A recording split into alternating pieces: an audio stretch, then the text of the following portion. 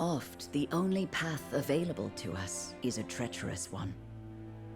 Serenoa journeys home to convince the Roselle living in his domain that they must return to Hyzante where their kin live in servitude. Only by doing so can he win the trust of the goddess and ensure the future of his name. A duty which has proven to be one full of unsavory compromises. Chapter 11, Part 2, The Blood-Stained Conscience.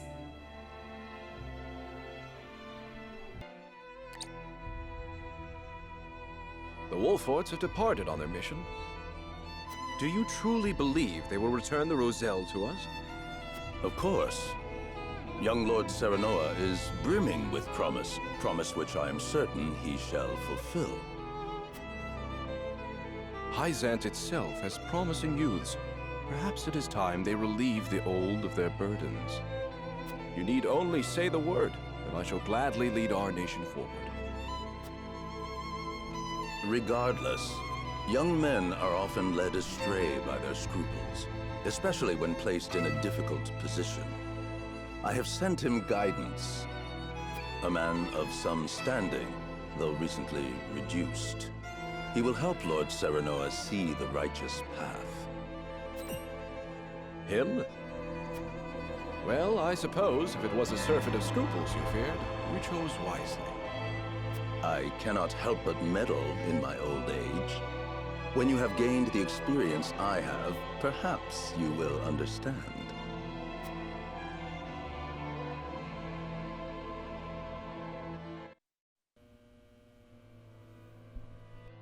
And so the pressing question. How do we convince the Roselle to follow us? We avoid force by all means. However long it takes, we must resolve this peacefully. I'm glad we agree on that point. These negotiations will be a delicate matter. Measure your every word carefully. I know where the hall is. One castle is so very much like the other.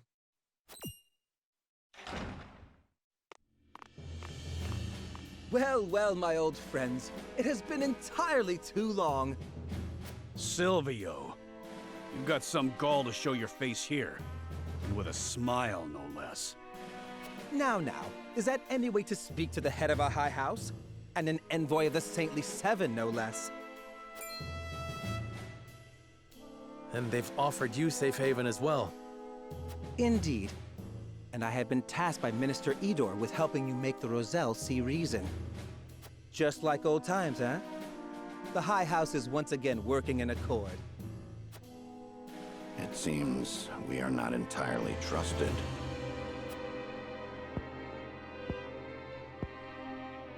We thank Minister Idor for his consideration and you for traveling so far. However, we intend to settle this matter with words, not swords. I'm afraid it is too late for that. I tried to make the Roselle see the wisdom of the goddess's command, but can you believe their impudence? They struck out at me! What did you do, Silvio? He thought to take all the glory for himself, but his little encounter made him see the wisdom in sharing. Hyzante is testing our loyalty, and the outcome will determine our survival. We must act before we are stamped out. Do not fear. With our forces combined, an entire legion of Roselle could not hope to stand against us.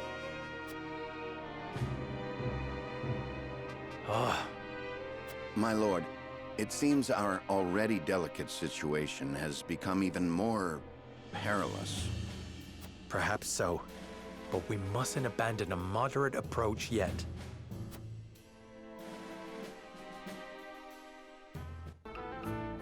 But, before we do any of that and continue on with the story, and I continue to get mad at Silvio because he's a frickin' weenie, I have to declare this right here, right now. While I was doing the chapter preparations for the Rosellan village that I really don't want to go to because thanks, Silvio, a whole bunch for your kind contributions that are anything but kind, I completely forgot to look at Archibald's new inventory. And turns out For 20 kudos each, he was giving away 2 medals of bravery, and I still had one from the last map. How I did not even think to promote anybody after that point was completely beyond me, but I think I got so tied and twisted into the story, the amazing story that this game has, that I just completely did not think about it. So, I at least wanted to show off the promotions for this particular time around. I have put a lot of thought into it.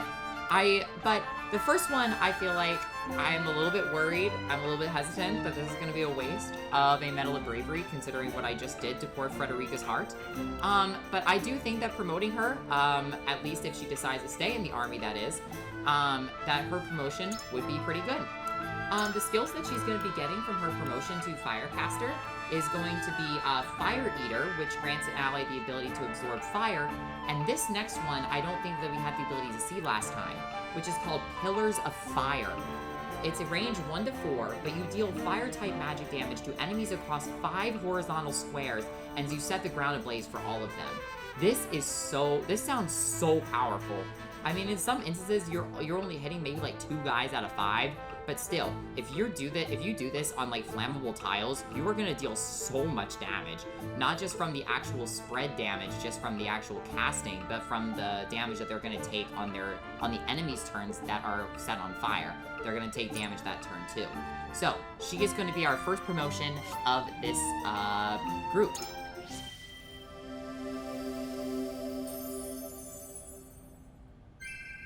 I hope I did not disappoint. Even though I know that I disappointed you. Yeah, sorry about that one. Yeah, I really broke her heart in the last episode. I already know it. Alright, our second promotion is definitely, has to go to Mr. Eridor right here, the Bicep King. He's gonna be promoting to Guardian, and he has 2 new skills that are exceedingly good.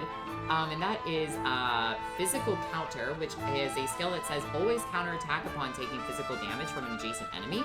So what's really unique about this is that Serenoa already has that. I think that it's called Counter Stance, but Counter Stance only has a chance to proc. It doesn't proc all the time when an adjacent enemy hits Serenoa. This one will guarantee every time that he's attacked by an adjacent enemy, he will always counter, which is really nice. So, and his other skill is called On the Attack, which is a huge gamble move. You raise your strength by a lot to lower your physical defense for 3 turns. That's the reason why I'm really going into a lot of his defensive upgrades for this time around, for this upcoming chapter, especially if he is deployed, just in case I do use this skill.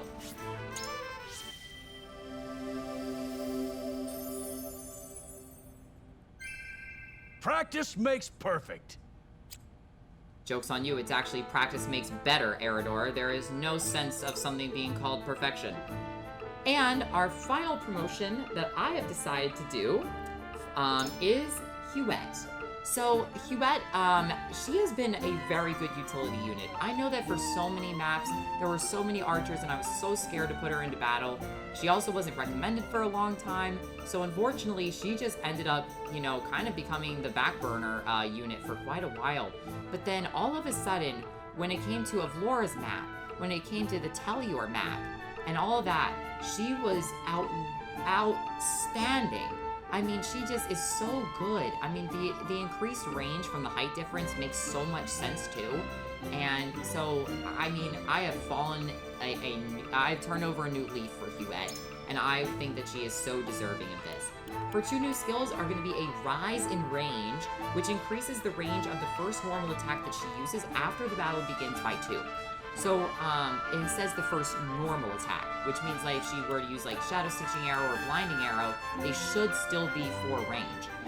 But her first regular attack will be increased to 6 range. That is really awesome.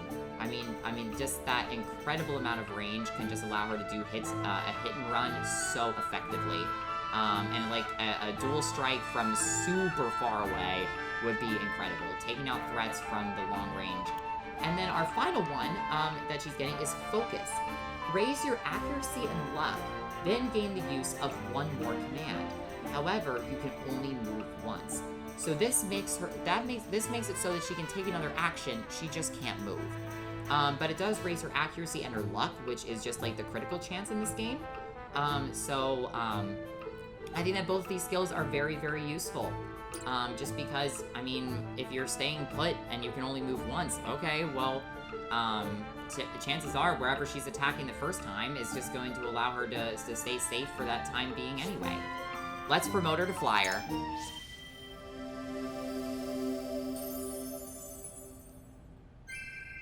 It is an honor to serve. And it is an honor to have you in our army, my dear. Okay, so that leaves us with only 2 more people to actually be promoted, and that is Corentin and Anna. We will probably be promoting them here very soon. But now, let's go back to the Skymer in the past.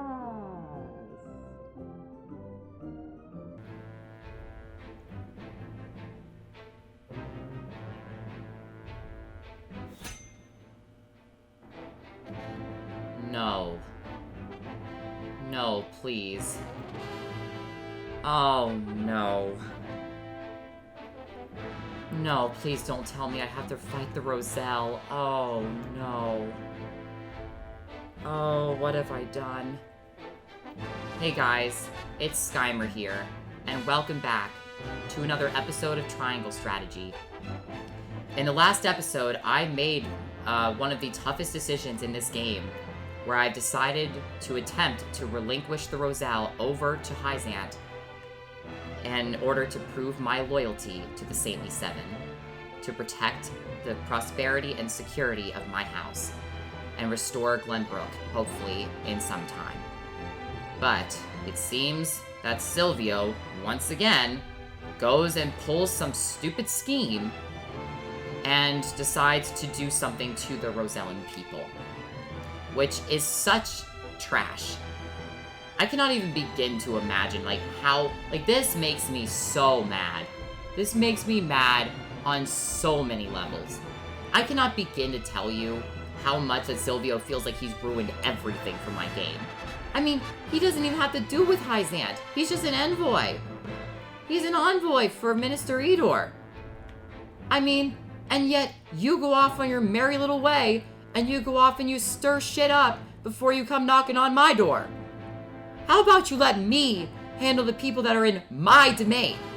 I don't know, in the corner right there in the bottom left, you see Kingdom of Glenbrook Wolffort domain. You are not a part of the Wolffort domain, Silvio. Get out with all this Tellior crap that you pull wherever the frick you walk. It's so annoying. And now I have to pay another frickin' price because of a decision that I make, but then you have to make it worse. I don't understand what he did. I mean, is he having these people try to be captured or something? I feel like it could be possible to make them go over there, as long as I could use my words carefully. But now it doesn't look like that's an option, now does it? Thanks a lot, Silvio. This is just so obnoxious. But now that I've made my decision, I don't have a choice now. I have to go to battle against the Roselle in the next episode. I know this was a very short one. I wasn't expecting a battle to come up so soon. But as you can tell, I unfortunately don't have many units that are of the proper level, and I need to make sure that happens as an ensuring way that I win this battle to keep the story progressing. This was Skymer, and I hope that you guys have a fantastic day. Bye, guys.